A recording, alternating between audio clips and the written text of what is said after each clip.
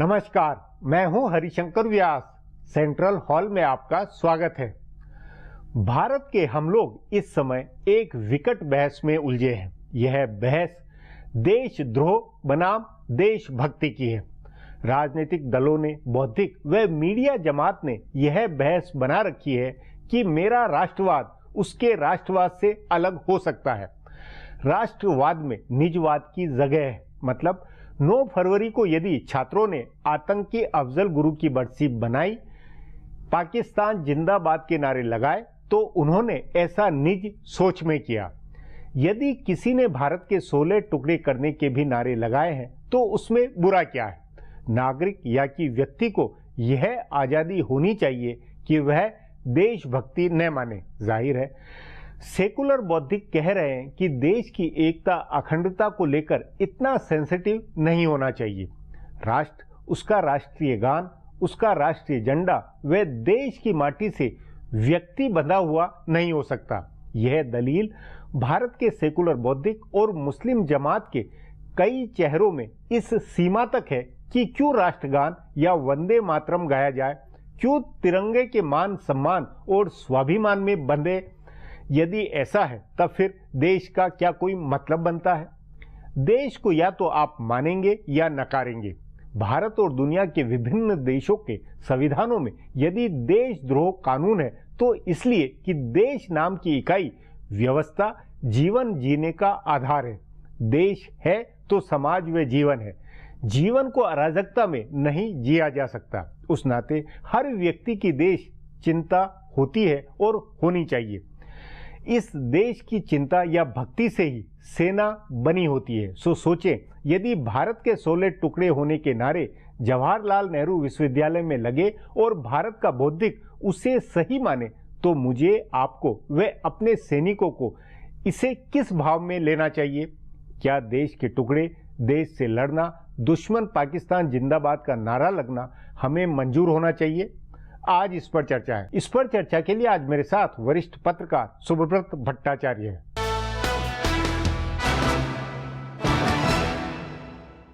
सुबो जी, JNU की बहस में जो कि 9 फरवरी की अफजल की बरसी से चालू हुई है, उसमें आप देशभक्ति और देशद्रोह के मामले में क्या व्याख्या करते हैं? देखिए, वो देशभक्ति के स्लोगन तो नहीं थे जी। इस देश में कुछ अजीब सा हो रहा है। अफजल गुरु को फांसी सुप्रीम कोर्ट ने दी। हाँ, उस पर एक मत हो सकता है अलग, पर सुप्रीम कोर्ट को हम चैलेंज नहीं कर सकते, क्योंकि अगर सुप्रीम कोर्ट चैलेंज हो जाए तो फिर तो पता नहीं हम कहाँ जाएंगे। इस दौरान एक चीज और भी है, राजीव गांधी के कातिल नंदिनी को 12 घंटे के लिए इसलिए छोड़ा गया ताकि वो अपने पिता की अंत्येष्टि में भाग ले। इस बीच में तमिलनाडु की कई पार्टियां जाके उसको अपनी गोद में लेकर घूमती रही और उन्होंने ये कहा कि नहीं, इसने 20 साल काट लिए जेल में, अब इसको छोड़ दो। यानी कि सुप्रीम कोर्ट जिसको सजा देती है कुछ सोच समझ के देती है। अगर उसको लाइफ इम्प्रिजनमेंट मिला है तो कुछ सोच गई है उसकी। तो इसको चैलेंज करना ये एक बहुत डेंजरस बात चल रही है। और मुझे तो बहुत शर्म आती है। मैं खुद ऑल इंडिया स्टूडेंट्स फेडरेशन के दिल्ली का जनरल सेक्रेटरी रह चुका हूँ। मुझे बहुत शर्म आती है कि जो ऑल इंडिया स्टूडेंट फेडरेशन, जो कि 1936 में जवाहरलाल नेहरू द्वारा स्थापित एक संस्थान है जिसमें कम्युनिस्ट और सोशलिस्ट और सब लोग होते थे, कांग्रेसी होते थे, उसका एक नुमाइंदा कन्हैया कुमार आज जेल में इसलिए है क्योंकि वो एक, अगर वो मूक भी था वहां पर, वो था क्यों? और अगर वो छात्र नेता है तो उसको नेतृत्व दिखाना चाहिए, मूक दर्शक नहीं होना चाहिए। एक दूसरी बात भी मैं कहूंगा, ये जो सारे मुद्दे के ऊपर बात उभर के आती है, बहुत दुर्भाग्यपूर्ण है कि पटियाला हाउस के कोर्ट के अंदर जो हुआ उनके साथ बहुत ही दुर्भाग्यपूर्ण है। ये छात्र राजनीति से अलग हटके मामला, कश्मीर का मामला है, इसके जो डायमेंशन अलग है उस नाते। हाँ। देखिए, जेएनयू दिल्ली यूनिवर्सिटी या जो भी सेंट्रल यूनिवर्सिटी है उसके अंदर जो छात्र पढ़ने जाते हैं उनको उनकी फीस बहुत कम होती है और सरकार उनकी पढ़ाई के लिए पैसे देती है।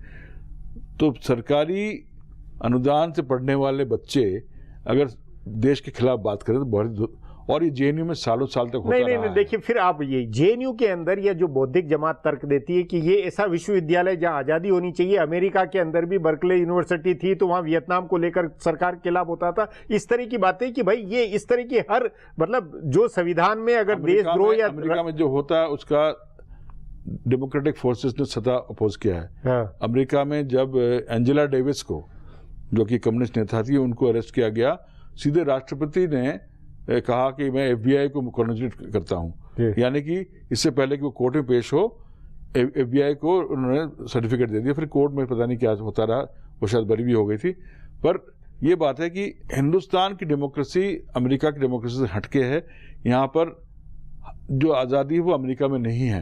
अमेरिका में किसी को कम्युनिस्ट कह दो नहीं, वो भी तो नहीं, और उसको जेल में डाल देते और हैं। एक देश यहाँ पर कम्युनिस्ट चीफ मिनिस्टर रह चुके हैं जी। नहीं, लेकिन एक इतिहास और जो देश की मतलब ये राष्ट्र की बुनावट में कि भाई इसकी एकता, अखंडता या इसके जो सुरक्षा के जो सरोकार है उस सब पर क्या इस खुली बहस मतलब ये होने देना चाहिए क्या? खुली बहस वहां तक, देखिए आजादी वहां तक सीमित होती है जब तक वो किसी और की आजादी पे आक्षेप न करे। जी।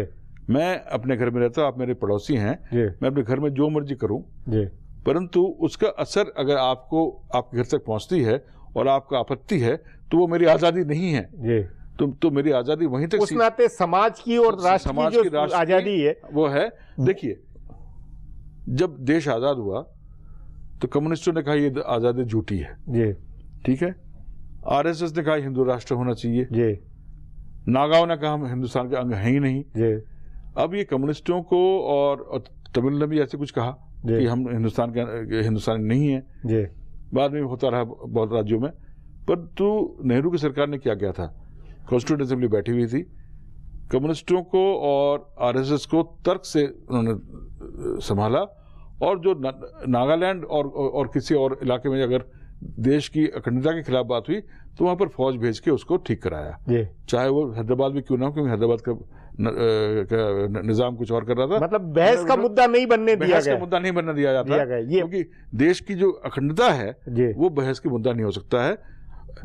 हमारी बौद्धिक आजादी का मतलब ये नहीं है कि हम कहें कि देश के टुकड़े हो जाएं। देशभक्ति, देशद्रोह का जो 1947 या पिछले दशकों में जो भाव था, उसको लेकर लोग जैसा महसूस करते थे, सोचते थे, जो विमर्श था, और आज उसमें बुनियादी फर्क में आप क्या किस तरह फर्क देखते हैं? देखिए हमारे प्रीएम्बल के अंदर जो कॉन्स्टिट्यूशन की जो मूल मंत्र है वो क्या कहता है, विचारस्य अभिव्यक्तये आस्था, धर्मस्य उपासनास्य स्वतंत्रता, उर्दू में आज़ादी, फिक्र, इजहार, अकीद, दीन और इबादत की। इसमें ये आजादी नहीं दी गई है कि देश के टुकड़े करो।